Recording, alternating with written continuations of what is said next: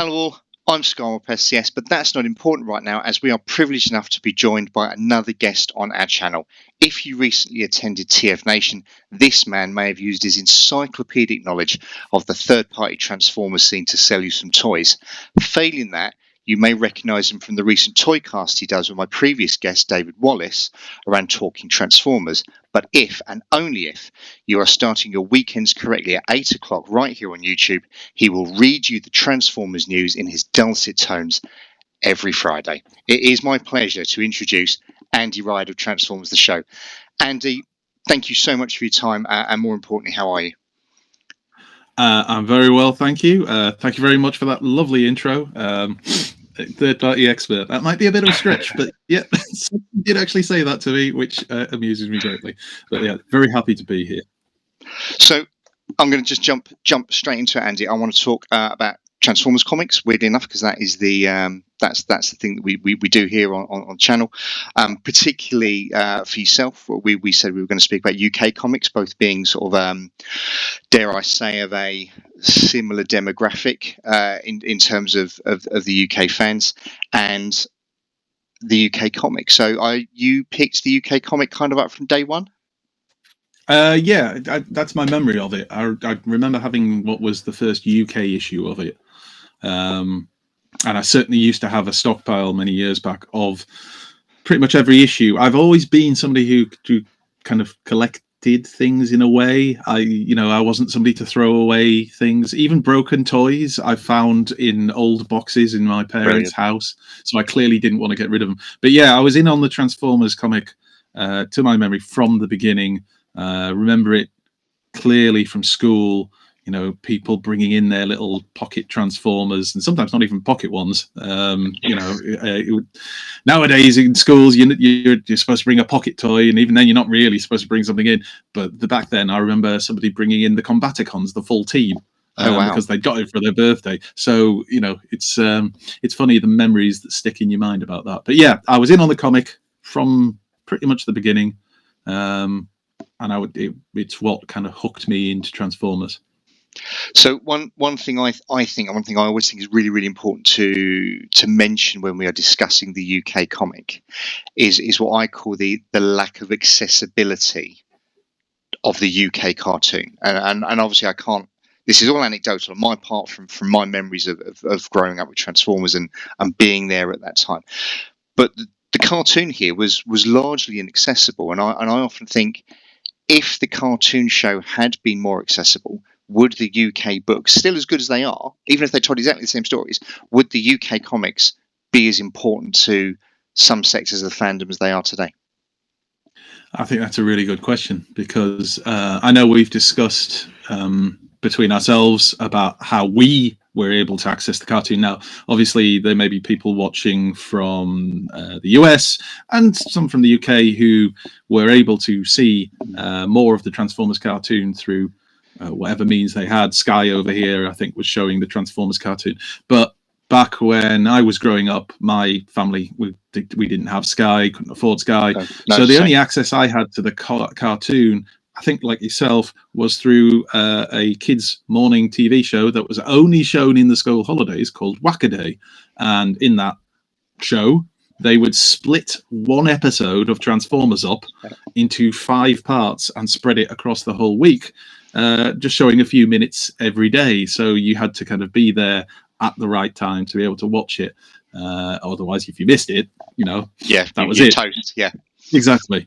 And that was the only access that I had to the cartoon. So I had this debate many times with friends of mine who say, oh yeah, I'm a big cartoon guy, because they had the access to through Sky or whatever, seasons 1, 2, 3, and 4. I didn't. And that's why the comic, I think, means more to me than the cartoon did, because I was much more exposed to the comic book, to the stories in it. And I will say, perhaps controversially, but it is my opinion, I think the stories in the comic book were better at fleshing out the characters, and particularly characters who weren't always the focus kind of characters. They weren't the main characters. You got some really great stories about them. But yeah, really hard to access that G1 cartoon over here in the UK. if you didn't have Sky. Yeah, and again, I didn't have Sky. So it certainly wasn't something we had as a kid. I don't know, I've heard it mentioned. I was trying to do a bit of Googling the other day to try and get my head around it.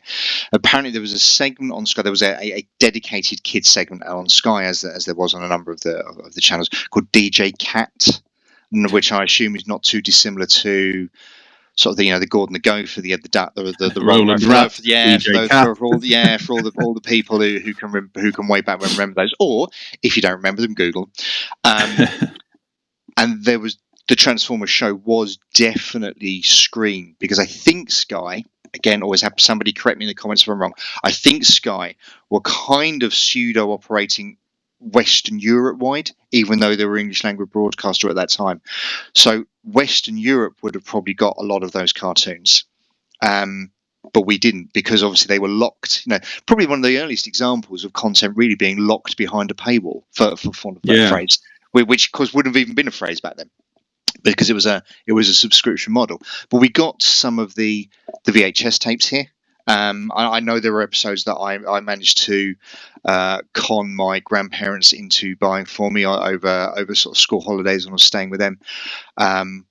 So some of those episodes, it sort of seems to be those same episodes that are ingrained with UK fans. We got the movie. Obviously, the movie got its theatrical release, and the movie had a fairly big VHS release from memory. And of course, the movie then spawned some of those bigger UK stories, Time Wars, Target 2006, which I'm sure we'll come on to in the course of this conversation. But I didn't see the majority of season 2 and the majority of season 3 until I was an adult Transformers fan, which were via the Metrodome DVD releases, if you cast your mind way back when. Yes, yeah. They kind of had that silvery box, and they came in a big tin, and always in HMV. Always in HMV. Yeah.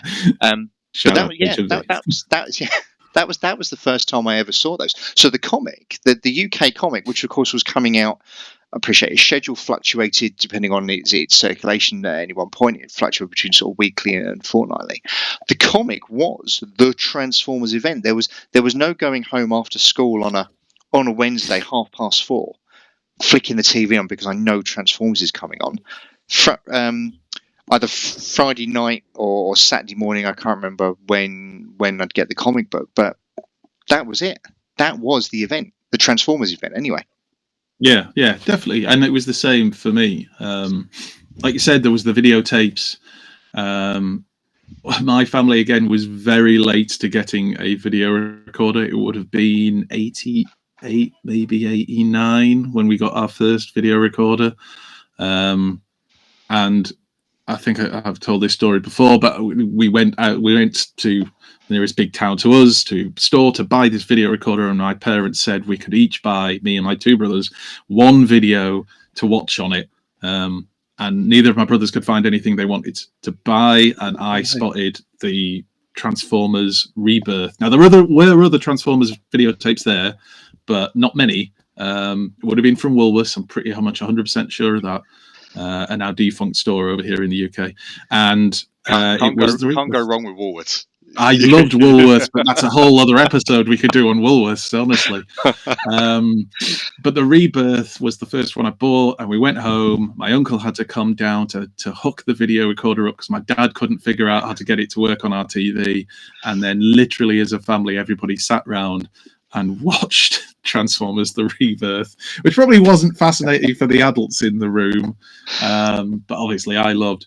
And that was the only Transformers videotape I can remember owning during my childhood. Yeah, I think that was it. And everything else, like you say, came from the comic book, which I think it started off fortnightly, didn't it? And then I think when it started to really pick up and the popularity really picked up, it went to weekly, which, it was that wonderful thing of looking forward to it. And I think it was a Saturday, at least for me. I think that was when my news agents would get it in, because I remember distinctly on a weekend, on a Saturday morning, my father going and getting his newspapers, as he did every day, and coming back on that particular day with the comic book, and then not going to work. So I kind of knew, right, it must have been the weekend for me. And it would have Ryde written up in the top corner, and, you know, back in the 25p a comic days, glorious, glorious times. But yeah, it was the comic book that drew me in. And even though I was aware and obviously saw bits of the cartoon, and you'd have the TV adverts for the toys back then, many of which were iconic. But it was especially the Mega Pretenders theme tune. Especially that one. Okay, I'm going to go out the limb here. I mean, it's all right.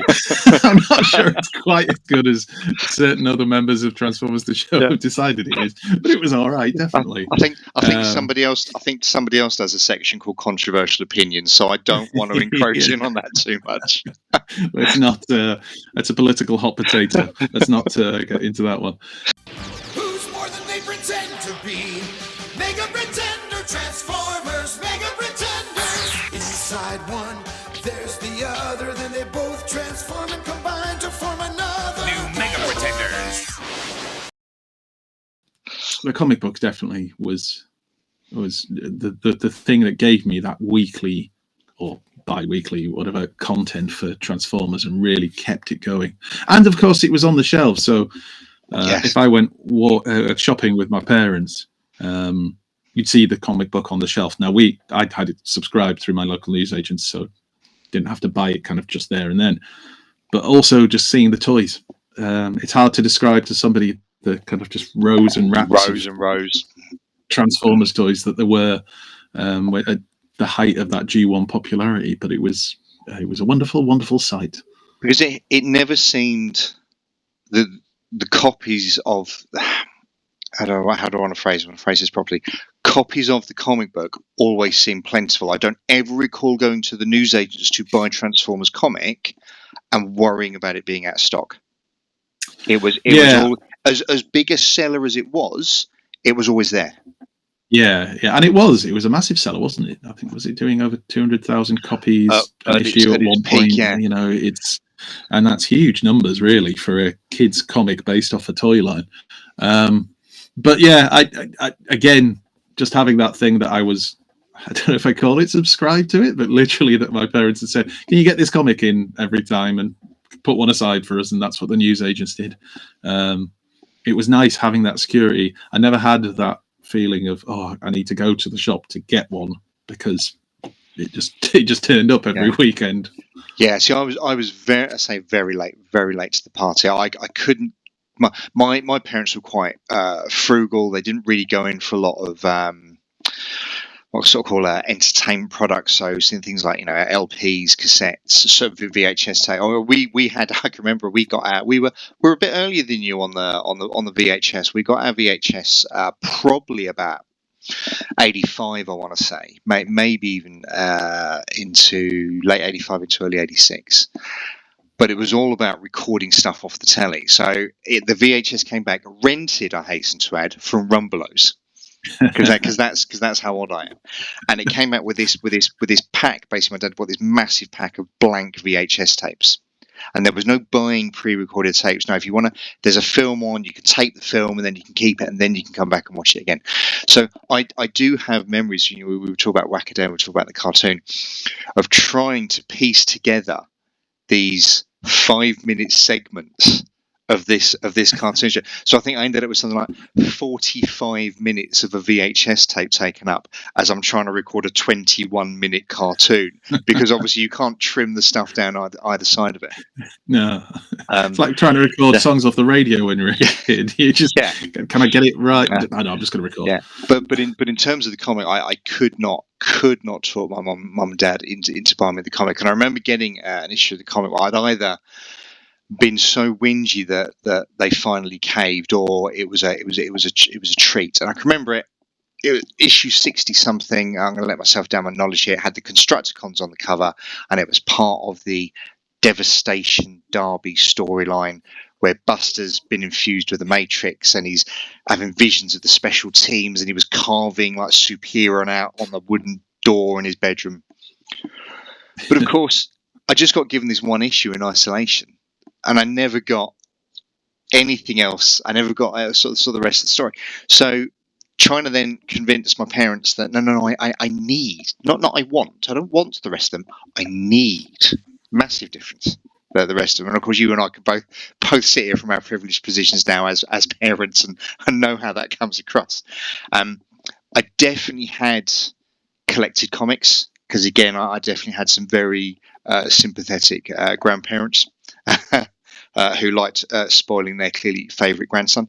I definitely had the collected comics, but of course, age does funny things to your memory, and some of the collected comics, of course, reused artwork from some of the regular issues. So I'm not 100% sure which the collected comic stuff I had. Yeah, it can be hard to remember that. I remember having one of the collected comics, and it was the one with the Soundwave Optimus Prime battle on the front of it. I can't remember if that was the first of those collected sets of comics. Well, that piece of artwork you're talking about, that was the issue number, the UK issue number 1 cover. Yes. That piece of artwork, and of course that piece of, again, we'll probably come on to during the course of the conversation. That piece of artwork has been referenced ad infinitum because it's just out there. But again, really interesting, without going off at too many tangents. Really interesting how a UK piece of artwork has subsequently had such a big impact on the fandom going down the line. Yeah, definitely. And I think it was always that thing. I can vaguely remember seeing it when I was a kid, and I remember a conversation with my friends at school about why is it Soundwave fighting Optimus Prime? Yeah. Why is it not Megatron? Is Soundwave supposed to be the lead? And then you hear these stories as you're an adult collector when you go to conventions like TFN and TFUKCon, and you hear these stories about how actually at first there was talk that they were going to have Soundwave as the leader, and it's just, like you say, it's a wonderful piece of art, and I've seen a lot of other artists do their own versions of it, so it has become quite iconic. So my very rudimentary understanding of that, and I am by no means an expert on pre-Transformers. You'd need to speak to somebody like Maz from Triple Takeover or Toys R Us, who probably have far better knowledge than I would. There was a complication around mainland Europe around the Justra Diaclone stuff, the mainland Europe Diaclone stuff, and who still had the rights to the Convoy mold. Right. So they were actually looking at pitching there, and then I'm fairly sure there's a promotional comic in existence pitching Jetfire as the leader of the Autobots. Yes, I remember that. Yeah. So I remember seeing that. And then I think we didn't get in the UK the Megatron toy till 1985. If you actually look at the UK 1984 toy catalogue, there's no Megatron in it. No, that's so I think again. So of course they were working very much with, and we know, we know now here in the future, we know that Marvel UK offices were quite often given toys as reference, and those toy catalogues are probably given as I'm guessing, were probably given those toy catalogues as reference. So because they would have only been given what was available at the time. Yeah, definitely, and it links in as well, like you said there, about how they were given the toys. So in some of the early issues, you can see in the artwork that the characters look exactly like the toys because that's what they were working from. And I suppose it also feeds into the Ladybird books that we got over here in the UK, which were I've never actually looked into it. Did the US get those? I didn't think they did, but the artwork anyway. The artwork is again very much based off the toys. If you have a chance to have a look, anybody who's not familiar with them, have a look at the UK Ladybird books. And again, I had several of those as a child because we used to get the. Was it Scholastic or whatever it was? The little sort of the discount book subscription service thing. So at school, you'd get these little books, the little catalogues handed out, and you could order books. And there was, for a good few years, there was, or at least of my primary school childhood, there was always Transformers books, and I would pester my mum to snap those up. So yeah, another element, I suppose, of. Not the comics, of course, but just how over here in the UK, not necessarily having that access to the cartoon, there were other ways of kind of accessing Transformers. And and there was some element of crossover between those Ladybird books and the Marvel comic, because Mike Collins, who was the artist who drew not all of the Ladybird books, but quite a majority of the first batch of Ladybird books. He was the artist on some of the earlier Transformer stories, so things like Simon Furman's The Enemy Within, the first Simon Furman story. That was Mike Collins did the art for that, and again, you look at those very, very toyetic, I think is the right word, those very, very toyetic designs. Yes. When you look at Starscream and Brawn and Brawn and the like, because obviously Brawn being the featured character, and being a hidden gem, of course, Brawn. Obviously. Obviously. But again, really, far departure from that sort of fluoro dairy G1 Sunbow cartoon model. He's got his little kind of clamp or claw, I don't know, sort of hands with the arms, of course, the visor styled face. And what's even more interesting is when you look at some of those UK books, and again, depending on when toys were coming out at different stages, the art changes not halfway through an actual issue, but you'll read issue 1 and then you'll go to the next issue, and all of a sudden you've gone from toy designs to Sunbow designs. Yeah, we got quite a lot of that, particularly earlier on. And I remember, I'm sure we'll get onto it again, but Target 2006, there's I think Simon Furman's spoken about this himself many times, that at the beginning they were given the toys. So at the end of the first issue of that story arc, we get this wonderful piece of artwork of Galvatron, Cyclonus, and Scourge stood in a thunderstorm. I can't remember exactly what he's saying, but triumphant because he's traveled back in time, and they look like the toys. And then the next issue, the very next issue, they are much more, as you say, much more akin to the Fluoro Deary style of design, although still keeping the colours that we saw from that first issue, from the toys, which I suppose harks back to that difference why in the UK comics, Galvatron wasn't purple or whatever color you want to call him in the movie, and was the grey toy colors instead for I think the entirety of that run, certainly most of the run. I would be confident in saying the entirety of that run. Yeah, I thought so. And so you get little things like that, which again, as a kid, I can remember looking at that final page and thinking, wow, that's incredible. And then getting the next issue a week or 2 weeks later and just literally comparing, why does he look so different now? And, you just go, oh, well, they must have designed it like the toy and now he's drawing it like in the film. So, yeah.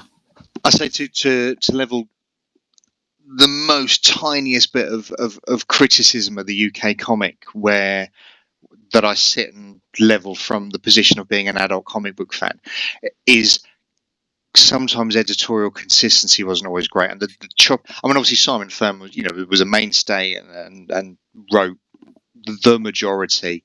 I think there are a handful of stories that Simon Furman didn't write, but sometimes. Whereas you look at modern day art comics, you go, right, we've got this 6-issue X-Men story, Spider-Man, whoever it is, and the writer is this person, and the artist is this person, and then we'll change upon the completion of this story, bar anything going awry in the middle. They didn't always do that with the UK Transformers books, so you did get the same story, but the artwork vary very considerably. Yeah, not in quality. No, but in tone and style because of the different artists on board. Yeah, and that I think that is. I don't know. Is it a criticism? It's certainly an observation you can make about it, because I again remember as a child even seeing the difference in artwork and knowing even then that there were certain art styles that I favoured, that I thought looked better and worked better. Jeff Senior, his art style has always appealed to me. Andrew Wildman as well. Lee Sullivan, who another one I've been lucky enough to meet at a convention before and chat to. And then you had the others like Dan Reed and Jeff Anderson. They had quite a stable of artists with different styles, which could make it interesting in some ways. Some of them were more organic in the way they draw it. You'd get the artists who'd give the Transformers the proper teeth and kind of make them really human looking, and then the ones that were more robotic but still humanoid, obviously. It was something that you could pick up on as a child, and as an adult now, I can look back and appreciate it all. Yes. As a kid, I do remember thinking, why is that art different now? Why does it look different? How it looked back here, and yeah, probably annoyed me a little bit back at the time, but now, as an adult, I can appreciate it all.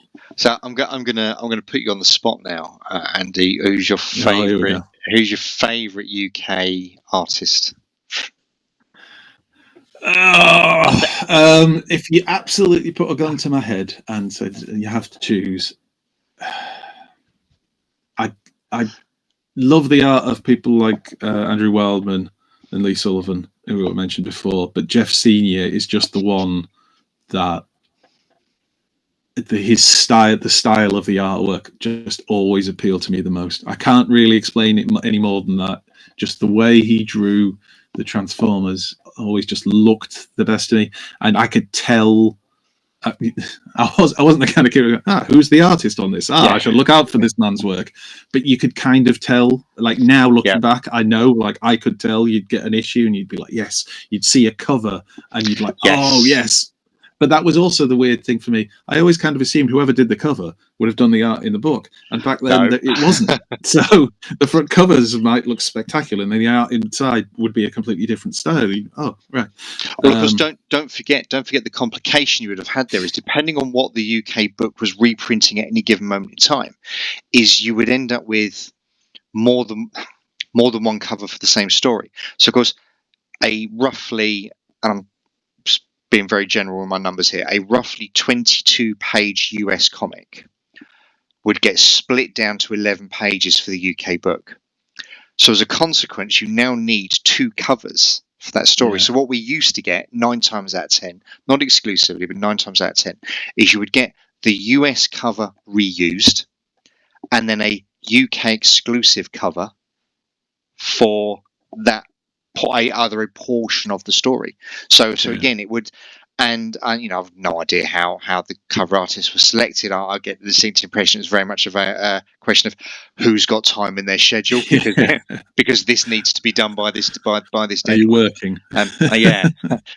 If not, you are now. So you would have got a lot of differences in the covers, even for the same stories. Yeah, and you did. But again, the artwork for it is just it's part of what drew you in. The story writing was, you've mentioned Simon Furman, obviously, and he wrote the vast majority of the first run, the UK run, and then of course went on to kind of take over with the US comic because he'd done such a good job, which does kind of show he obviously had done a good job. That's one of the things about when I've looked now as an adult at the UK comic book stories and compared them with some of the US ones, I think the UK ones, to me, always it felt a little bit more grown up in their tone. As readers, and I've read back through a lot of the G1 stuff again, particularly as it really started to get into it. You started to really feel that the tone of it was very grown up, and they weren't talking down to you as a child reading it. It was written at quite a high level. And I've said this before, and I remember discussing it with Simon Furman and saying it to him. It was part of those stories, and the way they were written, and the way they drew me in is part of what, as a kid, kind of drew me more into reading. As strange as that might sound. It was obviously there's no escaping the fact it's a licensed property book. It's a licensed book designed to sell Transformers toys to kids, or to get kids to pressure their parents into buying Transformers toys. But Simon Furman always seemed slightly less constrained than Bob Budiansky was, in terms of you have to include this, and this. I think the only stuff really from memory that I can recall, not feeling forces isn't the words I'm looking for, felt that it needed to tie in with what was going on at the time, was the Earth Force stuff much later in the run, when those gold box classics, UK exclusive gold box classics, for anybody watching the chat, that doesn't know where they were. We got a very limited, I want to say 1990, Andy? Help me Yeah, out it would here. have been around 1990, I think. 1991, perhaps, during Yeah, I got into it. European Gold Box Classics. Arguably, a whole other topic of conversation, the first ever kind of Transformers reissues that there really were. But a lot of the Autobot cars, some of the Dinobots, Optimus Prime, some of the Combiner teams. And they did feature in their own exclusive UK black and white stories at the time. But for the rest of the run, I can't recall a time where, you know, we ever got that massive, what I call that classic kind of Marvel US info dump. Hi, this is so-and-so, and here's half of their tech spec, and we're going to take up the next 3 pages. As you say, there were like Budiansky was much more constrained by the fact it was right. What's the toy that we're pushing this time? And I fully understand. I think the cartoon was very much for me affected by that. Getting into the second and the third series, it often felt like now as an adult watching the episodes back, it was literally just right. What's the toy we're flogging this week? Right, there you go. Sea Spray, chuck him in an episode. Yeah, you can turn into a mermaid. Smashing. Let's do that. Power Glide. Oh, you'll have a girl who falls in love with him. It'll be great. People love it. Well, I think when you talked about the Rebirth earlier, and is there not some daft statistic about the Rebirth that it introduces a new character every 11 seconds or something? I can't remember. It's something like every 8 seconds they've got another new character, strictly speaking, introduced over the course of it. I think, was it 40? I want to say something like 46 new characters, including Nebulans, because obviously they become their target master and headmaster partners. And did that not come? Sorry, and I'm going to digress massively here. For anybody who's watching, I'm going to digress massively just for a moment. TF Nation ran their ClubCon, ran their quiz, which Andy was a part of, albeit only very briefly. But we won't go into that. Hey, made it further than Jack Lawrence. But did that question not come up? How many characters, including Nebulons? Or did you do that? No, that was on our quiz. So, that was you. Yeah. I couldn't remember. I knew you were involved in it somehow. Yeah, so we were lucky enough as Transformers the Show to be part of the ClubCon Entertainment at TFN this year, and we were part of the quiz, the Matrix test that they do. And there was us and Toy Fu, and we were kind of teams, but we weren't, because it was every man for himself. Anyway, that competition arguably should have been won by the lovely Mr. Gav Spence, but due to some fantastic work by my colleague, Mr. Paul Farrelly, he managed to snatch victory at the very end. Anyway, we had Gav Spence back on our show the week afterwards, and we did a little bit of a kind of rematch test, and that was one of the questions, that I picked out, because it's hard sometimes. I don't. If you're doing questions for a quiz like that, it's actually quite hard to make the questions not samey all the time. You want to try and vary it up, and you're trying to dip into every different element of the Transformers franchise, or all the different iterations that we've had. And it was just one that I was thinking about headmasters and target masters, and it was, I wonder how many we got in the Rebirth, and that's where that question came from. But yes, that was the Rebirth was not originally supposed to be 3 episodes, even, was it? It was supposed to be 5. 5 episodes, and then they told, no, you've got 3, and that's 3 episodes to try and flog an entire year's worth of product. And there were a lot of figures in that line, and a lot of really good toys, to be fair. But yeah, it's one of the criticisms that the Rebirth gets as like season 4. Can you remember what can you do? Can you remember what the answer to that question was? I'd appreciate it was a few weeks when you did on the show. God, you're asking me now. I want to say it was. I'm not testing you. It was either 46 or 47, I think. In 3 episodes. In 3 episodes, and that's including the Nebulans, of course. I'm just having. Do you know? I can find the question because I still have it. So it was 46. 25 brand new Transformer figures were introduced in that episode that hadn't featured before, and 21 Nebulans, 46 new characters all in, according to the TF Wiki. And I bow down to the TF Wiki, because the people who write the TF Wiki know far more than me, people like our very own Mr. McFeely. So, 46 characters chucked in one go, which I'm trying to think. immense.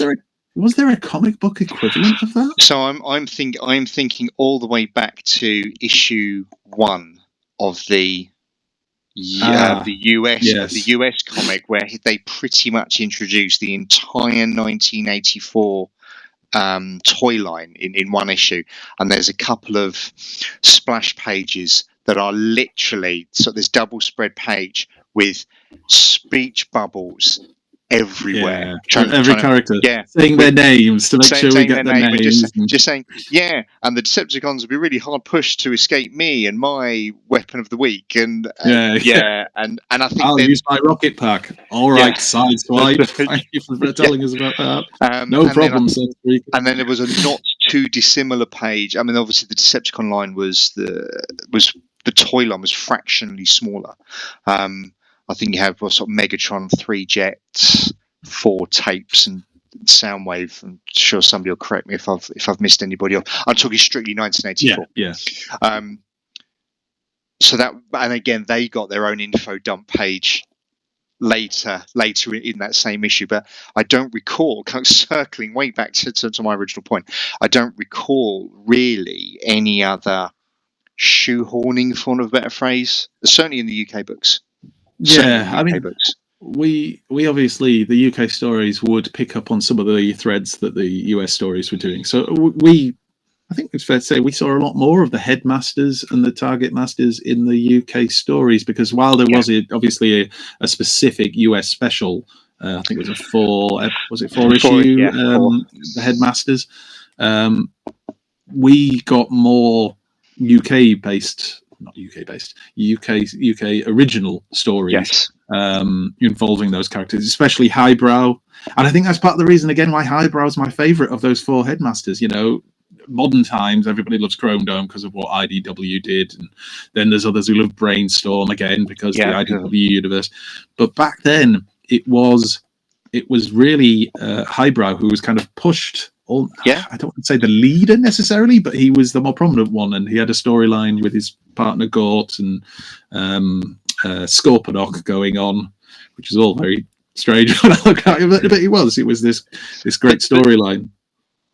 But to sort of emphasise your point, Andy, the UK book did a really good job of, giving a voice to characters, make it sound like they're real people, of highlighting characters that otherwise would have been sidelined as a one and done or an advert. And there are characters that I can sort of name as having had really good storylines.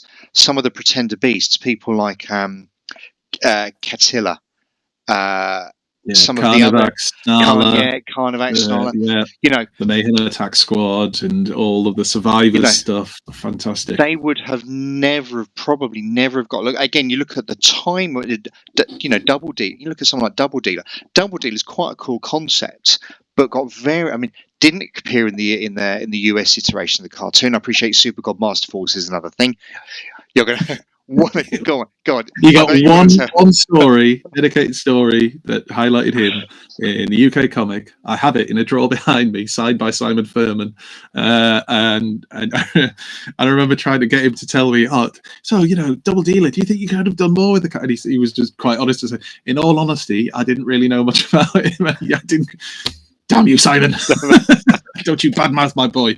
But yeah, he got one issue where he basically played both sides, and it showed off his 3 different modes. He pretended to be an Autobot. It was this whole story where, for some reason, Optimus Prime and the Autobots decided to completely trust this Autobot they'd never met before. I remember there's a bit where they scan his Autobot insignia and they say, it's legit. genuine. That's legit. And it's like, he's got a rub sign. He's legit. Which he didn't, I don't think, by that point. But yeah, it was definitely the case that in the UK originate stories, they could take characters who wouldn't have got much of a spotlight otherwise and really kind of go to town on fleshing out what Bob Budiansky had done with the character profiles and things like that. Like you say, Carnivac is a really good example of, I think, a character that the toy wasn't at the time great. It's a static shell of a wolf, the Pretender with the little robot inside that also turns into a wolf. But actually, the stories involving Carnivac, which I won't spoiler for anybody who hasn't read them, but they are genuinely great, and they made that character then much more desirable to you as a kid and as an adult. And they did the same, as I say, with Snarler, who became part of the leader, really, of the Mayhem Attack Squad, or at least one iteration of it. Catilla, who you mentioned. Yep. Pour one out for my homie there. And then, I tell you what, a 46-year-old white man really shouldn't say that. Should come out with that. But, you know. I'll come out. Yeah. do you know what, Andy? I might not come out that. We'll see. Leave it in. What the hell? But then that really takes us on to what they did for, like we mentioned, Double Dealer. He got one issue. I remember, and I think in the US comic they used the junior headmasters a little bit. There was a story with Zarak pretending to be a businessman, all part of this power play. Well, of course, Nightbeat in Matrix Quest and Nightbeat, things like that. Yeah, he definitely got more of a life from that. And then, because I am a Decepticon guy, they were always the coolest characters, the best alt modes, most interesting, even if they were the bad guys.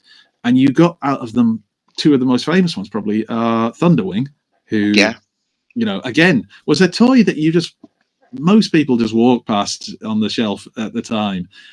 But then when you read the story, all of a sudden, right, you got to have Thunderwing. And then you just couldn't get him. And Bludgeon is probably the most famous one, I would have thought, who a very limited toy. I love the toy. I'm very lucky to have the toy, the G1 original. But not a great toy, if we're being brutally honest. Yet what Simon Furman and his cadre of artists did with that character just elevated it and made it now something that, you know, I think is, if not the top level of Transformers characters, it's certainly the level below. He really is. You look at some of those toys now, and of course you can't. You know, I appreciate we're talking about the comics, but you can't talk about the comics without talking about the toys, because the two are so inextricably linked. You look at them, those things, as vintage toys per se, as they are now. For the likes of you and me that may visit TF Nation, may visit a local toy fair, we may, you know, probably spend an inordinate amount of time on eBay on the train to and from work buying toys, because if my wife is watching that never happens. Small, sensible amounts of money, never. I think, to reiterate a comment I made on your show when I was guesting with yourself, Andy, was trains shouldn't have Wi-Fi. In my humble opinion, it just doesn't help things. But some of those, you know, UK Furman characters, some of those toys now, because of the way they were elevated in those UK stories, they're not your big heavy hitters. They're not, you know, a mint in box Optimus Prime. They're not a G1 Megatron with all the accessories and the, you know, clips haven't snapped off, or those kind of things. But I think I looked at a Carnivac on eBay the other day, and that was cruising at somewhere around 125 quid. Somebody was asking for a complete Carnivac. They have been elevated, in my opinion, by the UK books to kind of top tier interest from some collectors. Definitely, absolutely, 100%. And you're right. Like, so my wife had bought me a G1 Bludgeon when we first got together, before we were married. She bought me one as a present, because even then she encouraged my Transformers collecting, so she can complain about it now, and she will. But you know, it did come from her, and I remind her of this regularly, which she really hates. Probably should stop doing that. I'm just going to interject very, very quickly, just for a bit of context for anyone watching. Our wives are, very unfortunately for us, in a chat group together, and they know each other, so this could go rapidly wrong for the pair of us. Just to put that out. It's fine. We'll just buy some cocktails. It'll all be fine. It'll be fine.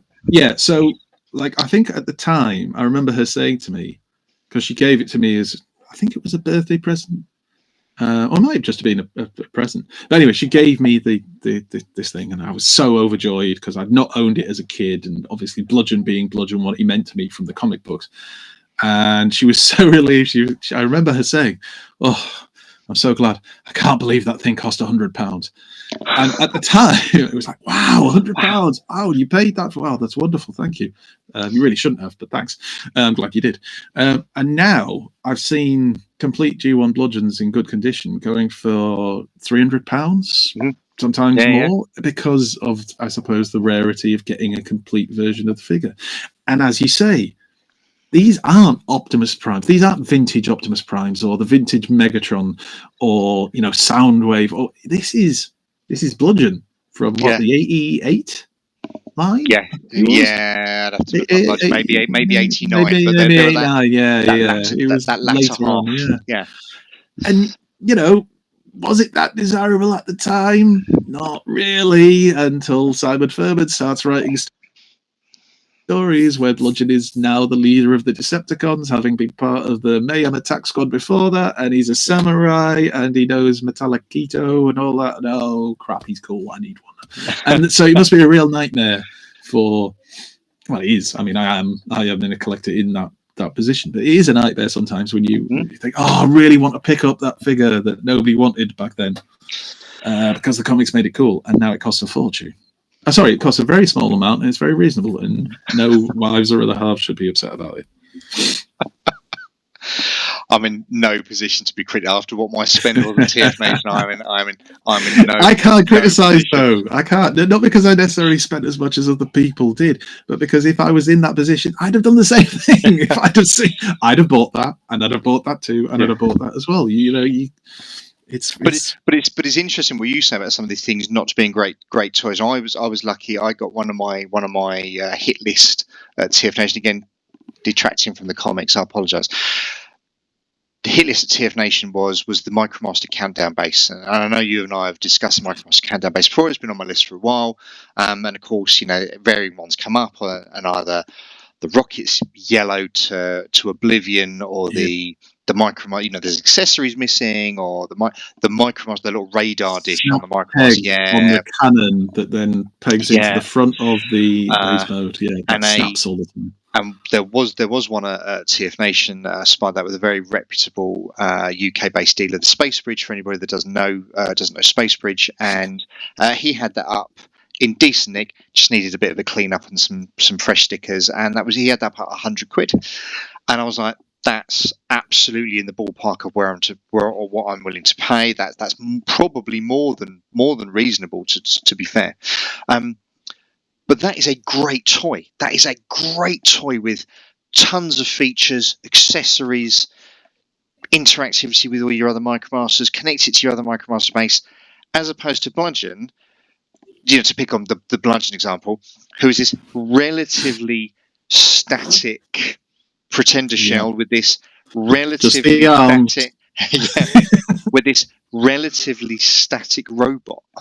Yeah. So when you talk about them in terms of toys and what you will get out of them in those features, the Countdown base, for my money, should be far more sought after by toy collectors than the Bludgeon. But Furman has elevated those characters to such points, and that's without even starting to touch base about the, you know, some of the UK sort of exclusive characters that we've seen, Rack and Ruin, Impactor, Emerald Zarin, Flame. I was going to say Straxus, but Straxus was introduced by Buddy Ensky in the US book, so I'd be wrong there. But though, you know, nonetheless, a comic book exclusive character, of which there are plenty. Yeah, Macabre. How have we not had a Macabre toy yet? That's it, and maybe we will down the line. I think, without wishing to start talking too much about the toys, but I do think the current Hasbro design team are definitely people who are fans, you know, who know a lot of that, you know, the deep cut stuff that we're now getting. Like you say, I mean, I never thought Flame and Zauron, for example, who are, as you say, comic book exclusive kind of characters. They weren't toys of them. They weren't meant to be toys of them. They were just a means to kind of tell this story. And they were a storytelling device at their core. We need a character that exhibits these qualities. The roster of the current toys isn't quite working for us, so here we go. Yeah, exactly. And yeah, here we are. And I now own both the toys of both those characters, and it's mad. It's a little bit crazy to think that, like, well, 40 years on nearly, that we would get these things. And we can't forget, I know that he obviously features in and has featured in other things, but even a character like Deathhead, who's become, again, a big part of, certainly for G1 fans, a character that was a big part of the storytelling. And, all right, it's through Marvel, the Marvel Legends series, but, we've had a figure of him now, and I think probably almost as many Transformers fans were buying that as there were Marvel fans buying it, probably more, because it's a chance to have a figure of Deathhead that will scale with your Transformers and represents what we saw in the comic book. I just think, like you said, Straxus, he came from US, so he originated there. But if you, and again, I might get shot down by all the Straxus fans out there. If you put Straxus up alongside some of the other, UK originated ones, those characters were just more interesting. Like the Wreckers, the fact that was Thurman, it was a UK originated idea. Again, using a couple of toys that we weren't really going to they were available, but they weren't necessarily being used. I wonder if that was because of the pushed particularly hard. Whirl and Roadbuster, and it makes them, Whirl and Roadbuster might be forgotten about, really, a bit part played, but now they're Wreckers. Topspin and Twin Twist. I mean, anything that like those toys cool, to be fair, bless them. If you love Topspin and Twin Twist, is it the Jump Starters? Was that what they were called? Yeah, so I remember. If you love them, good for you. But I mean, they weren't the best toys. They were fine for their time. I remember them. My friend Matt had both of them. The limited, shall we say, in what you pull them back. Oh, they jump. Great. What's next? You had them, and then of course you had Impactor in there. You had Rack and Ruin, who we have had a toy of through Cyberverse. Yes, Cyberverse, Rack and Ruin. But we've not had what you call the more collectors aimed kind of figure for him, which would be quite nice. Impactor, we've had several figures of now. It's comic book style one, 3 or 4 times. 3 or 4. We've had him a few times, so you can get him with the different head sculpt, so he looks more like he did in the comic book and everything else. I wouldn't be surprised if at some point we get a zombie version. After the City of Fear, which is where Flame came from, who's the bad guy in the City of Fear. I just think they did an incredible job, really, of creating characters which were, like you say, a plot device to move the story on or to help tell the story, but they really appealed to us as kids and to fans, and that's why it's kind of 40 years on and we're getting toys of these things, and long may that continue.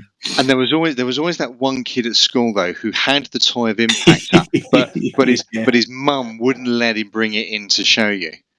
He was the Unicron as well, which not necessarily a comic book only character, but I've got a Unicron toy. It's in my loft though. I can't get down.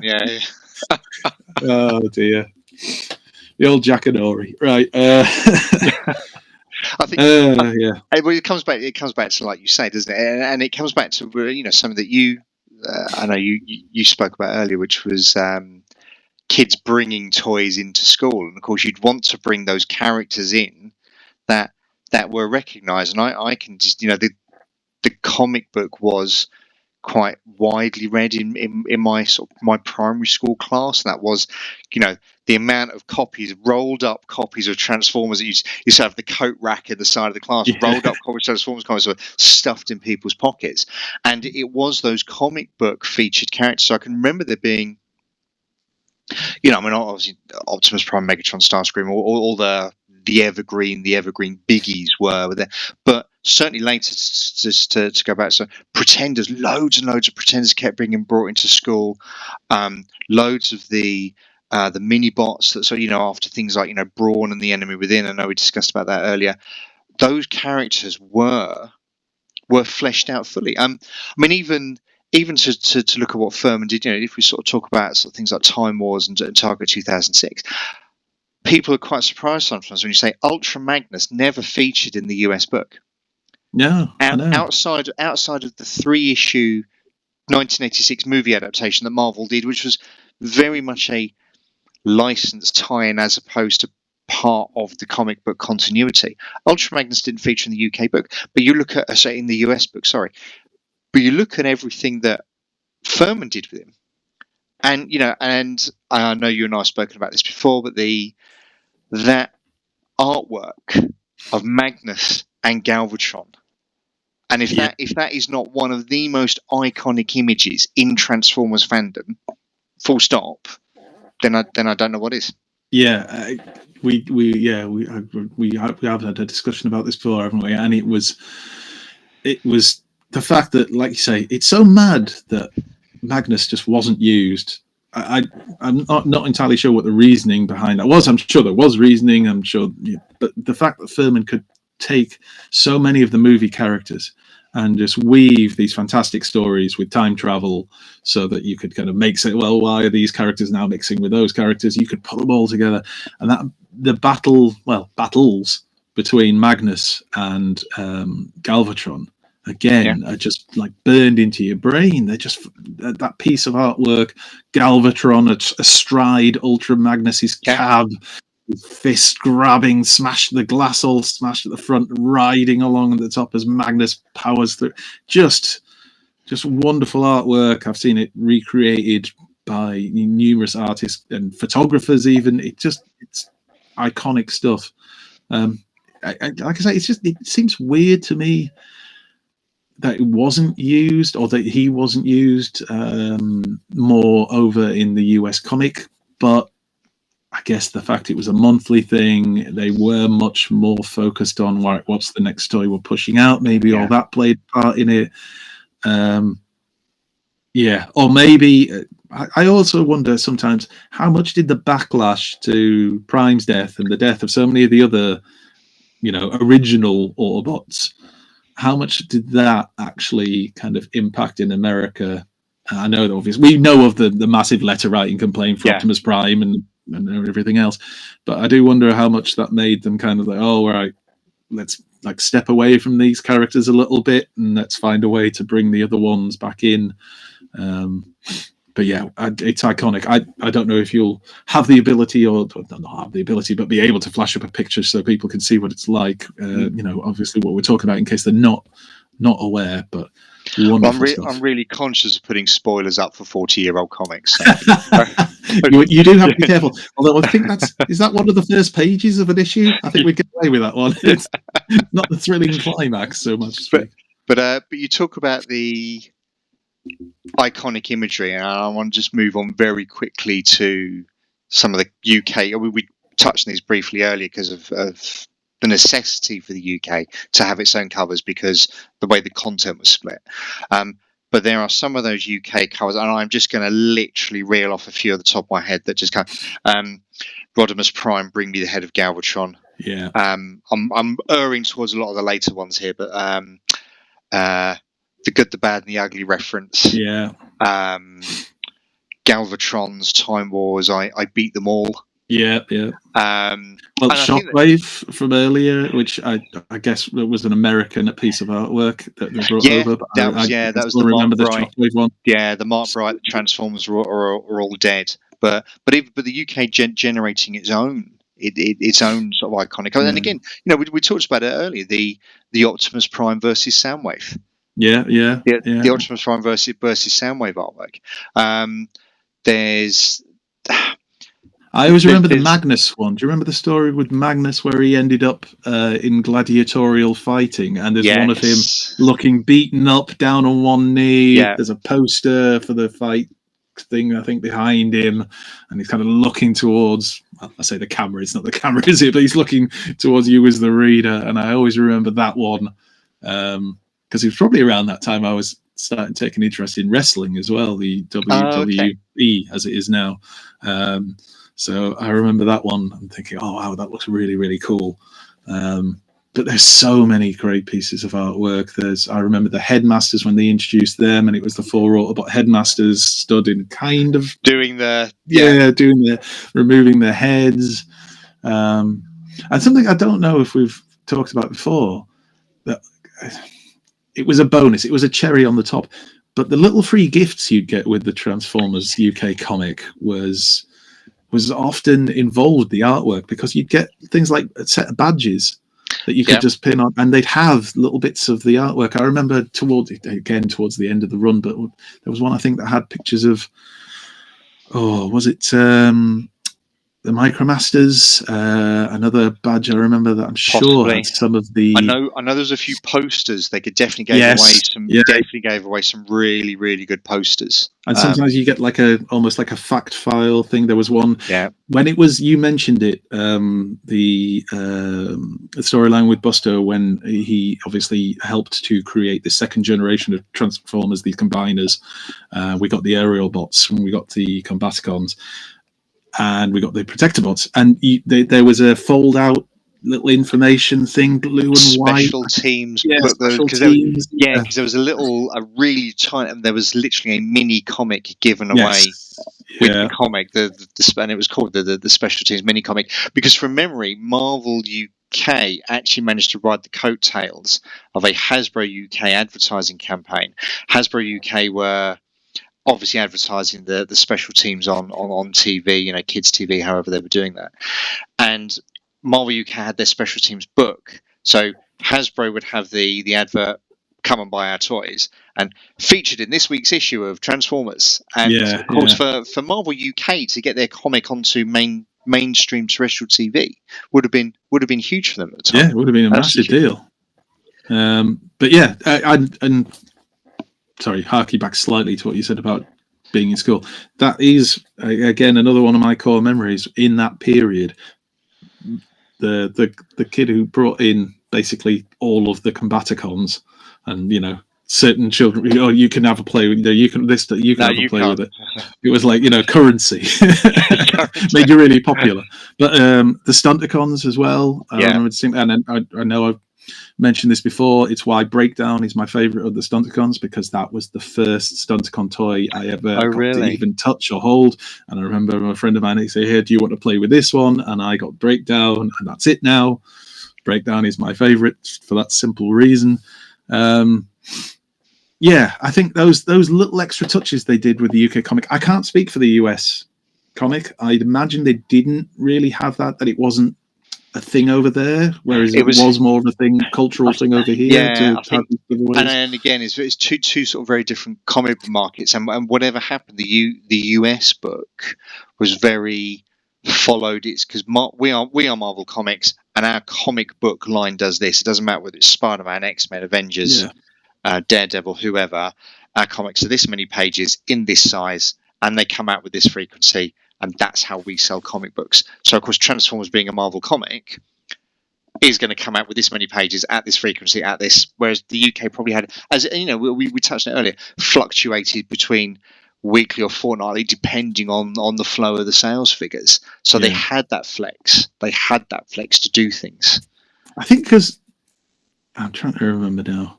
I think it was quite a lot of the issues were weekly.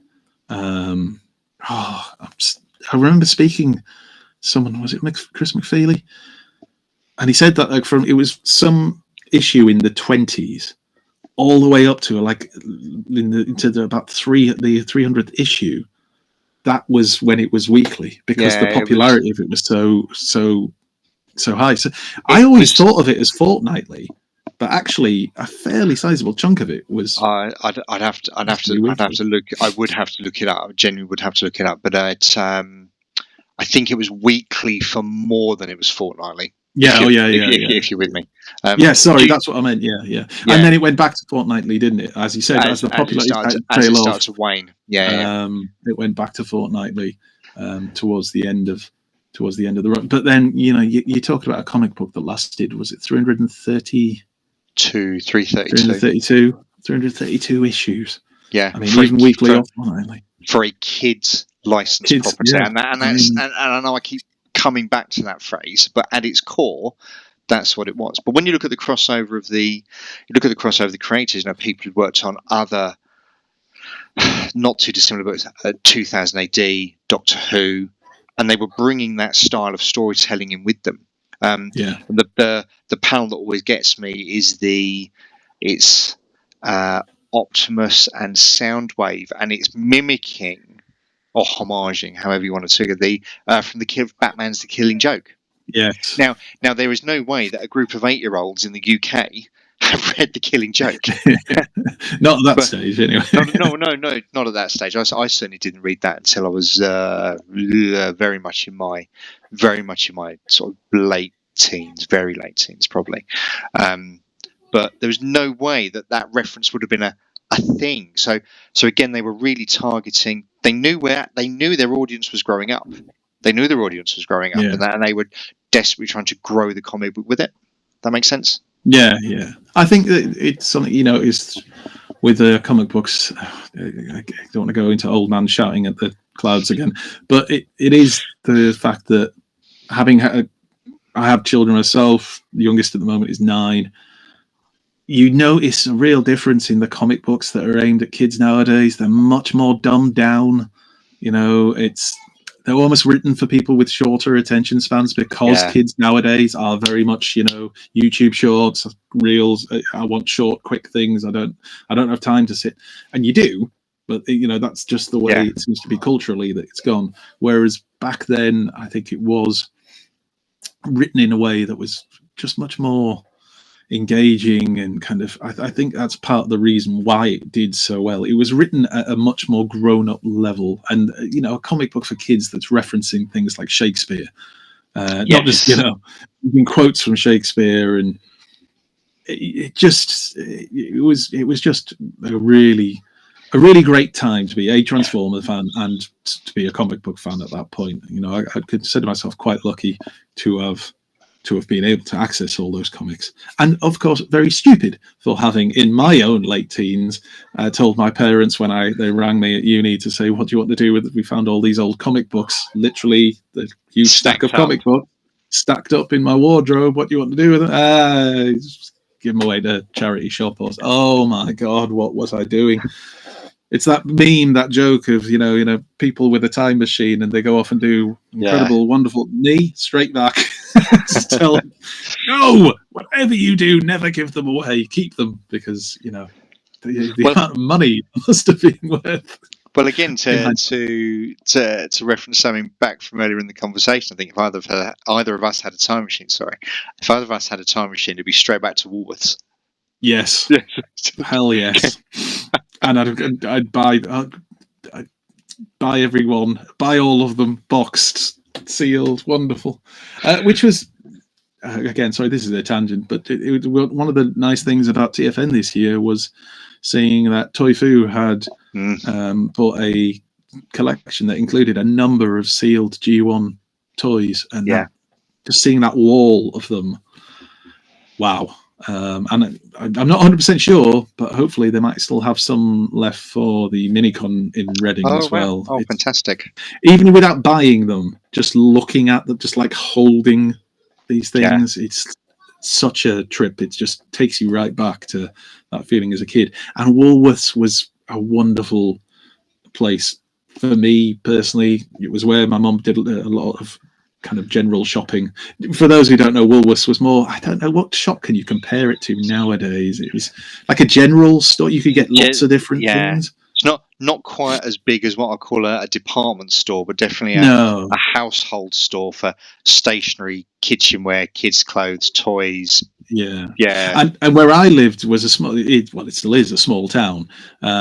So it was the big store, like the big name store in town. And my mum would go shopping in there. She'd buy, I don't know what she'd buy. I never went with her because literally she knew I would be in the toy aisle with the Transformers, potentially just sat on the floor, picking up each box, reading the bios, looking at the artwork, looking at the toy inside. Not often being able to buy them because we just couldn't afford to.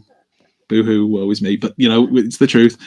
But being able to just kind of, knowing that I had the comic, to see these toys, make those connections, and it's why I think when you're an adult collector, you're so desperate to get hold of so many of these toys that you missed out on as a kid, because it's like got that connection with it. Or maybe you're just a completist. That is the thing as well, I suppose. But for me, but don't think from where I'm sat here that what's in the bottom left-hand corner of my screen. Don't think I can't see that boxed Pretender just over your right shoulder. Well, actually, don't think I can't see that. It's actually, I'll point out that is the box. The actual Pretender is up there at the moment, along with the other 2 box Pretenders I've recently managed to get hold of. But yeah, that's part of the reason why I wanted those things. Right, you've changed. I'm not going to change that much because the wife's already said you can't keep buying these boxed vintage ones. But I have to. I just think, it's that connection. The UK comic was huge for me in terms of grabbing me, getting my attention onto Transformers, pulling me in, drawing me into the stories, fleshing out the characters in particular. A lot of those characters, like you say, who maybe didn't get their moment in the spotlight on the cartoon, but it made it so that those characters meant more to me now, and still do, and it's why they'll show another Optimus Prime toy that's being released, and I'll be like, great, okay, fine, it's another Optimus Prime. Then they'll release a crankcase, and I'm like, yes, that's what I want to see. I want that toy that I had as a kid that barely featured anywhere, but had a bit in the comic books. And he did, Crankcase, I remember, for being Thunderwings, part of Thunderwings group, is kind of almost right-hand man, and being brave enough to kind of not stand up to him, but to question his leadership and things like that. He never got any other real character development I could think of in Transformers potentially ever. So, that's what the comic book did for us. It just made those characters more real to us, and then you wanted the toys. And it's why, as a killer, as we've mentioned, you try and get some of those toys now, and you are paying a tidy penny, because I guess there's quite a few other people out there who feel the same way and are going through the same thing in their collector journey. It's like, didn't want a bludgeon when I saw him. No. God damn it, I want one now. I don't even want to. And again, I've been concentrating quite heavily on sort of my vintage G1 over the last probably 18 months or so, just trying to look at things that, well, okay, that's not going to get a reissue. Where can I go with that sort of thing? And I've been picking up bits and bobs sporadically, obviously aiming for some of the cheaper items first. And I've now just kind of got to that point where I'm looking at things like your Thunderwings, your Bludgeons. Then, of course, some of the stuff that we didn't get here in the UK were featured in the comic books, albeit the US side with Budiansky. So your Iguanuses, your Buglies, your whoever else I can't quite think of off the top of my head without having a list. There is a Bugly that's been on eBay in my watch list for a fair few months now, and it's 200 loose but complete, and it's just like, there's a part of me that I should just pull the trigger and just put £200 for Bugly. I don't know. It's not going to get cheaper, though, is it? That's the reality of the situation. And that's the thing. And the one I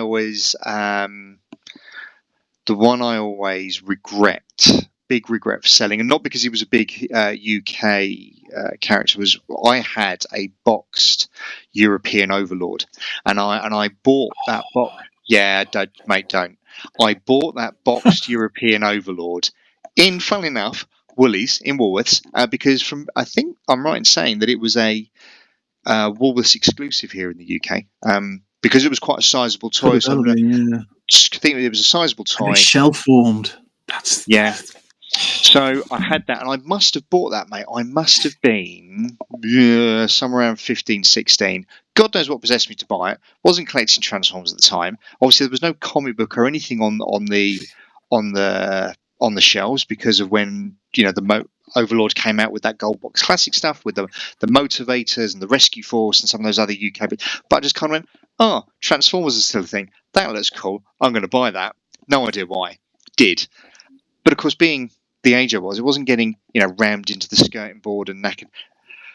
Fast forward to somewhere around 2004, 2005.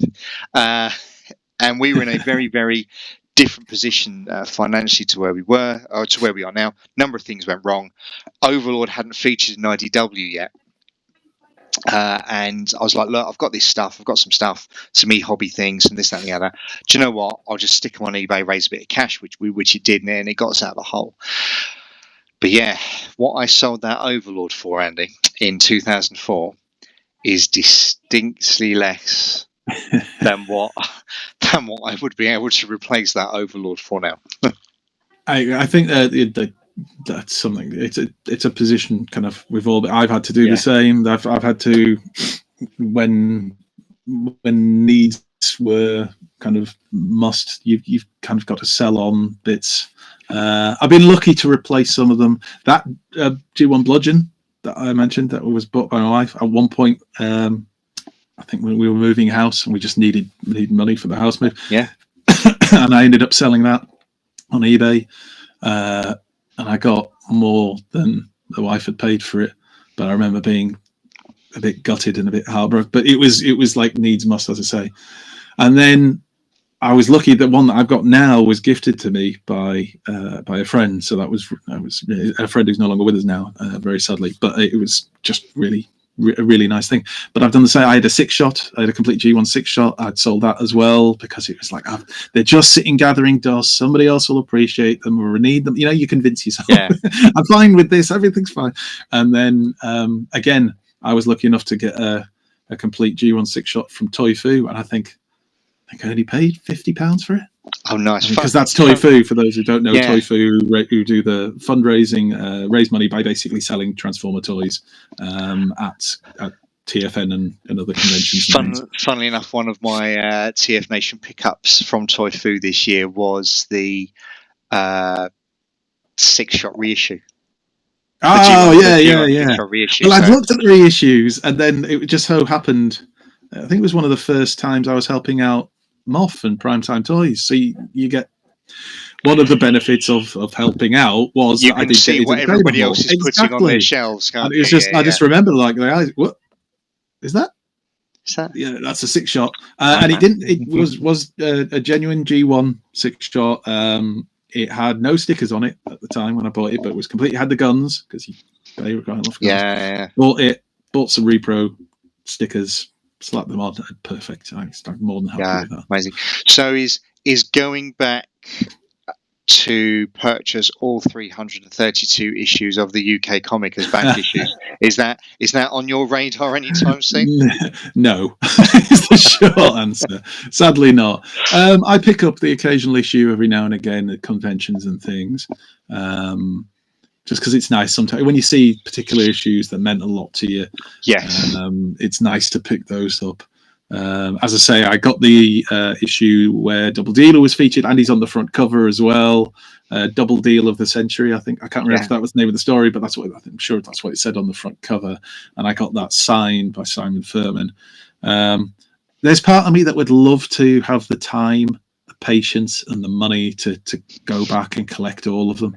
But I think it's getting harder and harder to find these things in good condition. The amount that I've looked at on eBay where it's the covers come off, or there's ripped pieces, or as was the style of the time, somebody cut a token out of the page or ripped out one of the adverts because they wanted it as a poster on the wall or whatever they did, because that's what happened to some of the catalogs that you used to get with the Transformer toys. I actually ended up using them as posters on my wall. So I tacked them onto my wall back in the day, and they'd get all ripped up because they were literally right next to my bed. So during the night, I must have rolled over and catch one with my arm and rip. Oh no! But yeah, I'd love to have them back, and it is one of my biggest Transformers collecting regrets was that I told my parents to keep the toys, but I didn't tell them to keep the comics. But I do still have all of my annuals, at least. They were kept separately and weren't part of the cull. And the annuals, of course, tie in to the UK comics, because I think, again, annuals is not really a US thing, I don't think. They have them. They're almost a little bit. They do have them in sort of US comic books. If you're reading many US comics, I don't teach it to suck eggs. So I'm a big comic book reader for particularly for the Marvel stuff, regardless of my interest in Transformers comics. But they do have them, but they're kind of like isolated one-shots sometimes. So you can almost read some of the annuals outside of the context of current continuity. Did they have them read in the 80s? Was that a thing? Because I've spoken to Americans who just like they needed almost the concept of what was an annual, what did you get? Almost explain to them in terms of the way it was done over here with usually a story, not always, but usually a story that was linked somehow back to the comic book, which was where they were a bit which is what they get. The closest thing they would have get if you.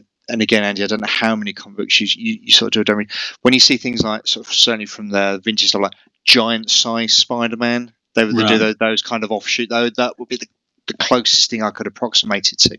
But our annuals were, and you know, is important. We touch on those in the UK context.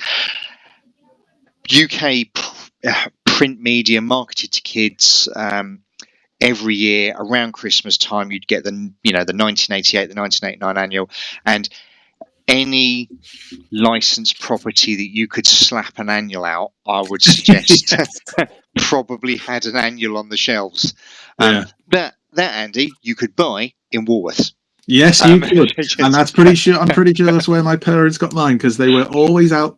Usually just before Christmas, and I would get an annual as part of my Christmas, and most years it was a Transformers one. That's my brilliant. I want to say 80. Was it 88? 88. I want to say 88. Oh no, it says 87 inside. But like you'd get the artwork. Dan Reed. Dan Reed with his more organic Transformers.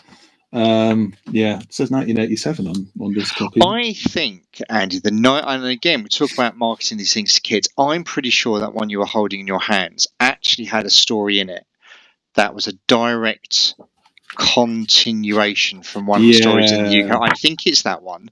Well, was it by any chance All in the Mind, which is where Highbrow, spoilers, if you don't want the spoilers, mute or whatever for a minute, where Highbrow essentially rips off Scorponok's head. Could be.